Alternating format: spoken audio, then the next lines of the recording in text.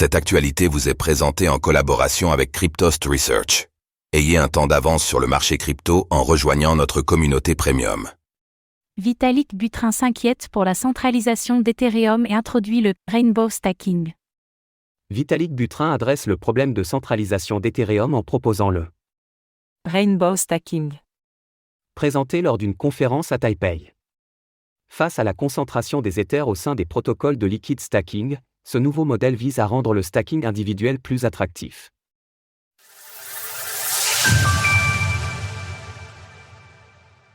Vitalik Buterin propose une solution contre la centralisation des Ethers.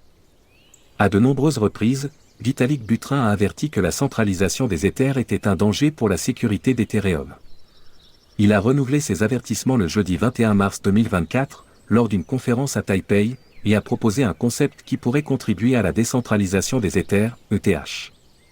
L'enjeu majeur de l'écosystème des crypto-monnaies réside dans la préservation de la décentralisation des blockchains et de leur gouvernance.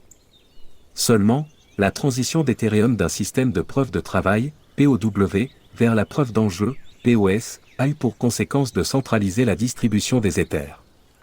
Depuis la migration d'Ethereum vers le POS, les ETH se sont majoritairement accumulés au sein de Coinbase, qui détient près de 15% des ETH stackés, et du protocole Lido, LDO, qui stake près de 10 millions d'Ethers, représentant 70% des ETH en liquid stacking et 30% de l'ensemble des ETH stackés. Durant son intervention, Vitalik a proposé une solution à cette problématique, le Rainbow Stacking.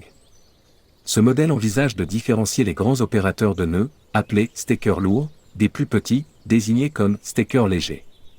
Selon ce concept, les stakers lourds seraient responsables de la signature de tous les slots et seraient sujets à des sanctions, tandis que les stakers légers, exemptés de ces sanctions, signeraient les blocs de manière occasionnelle.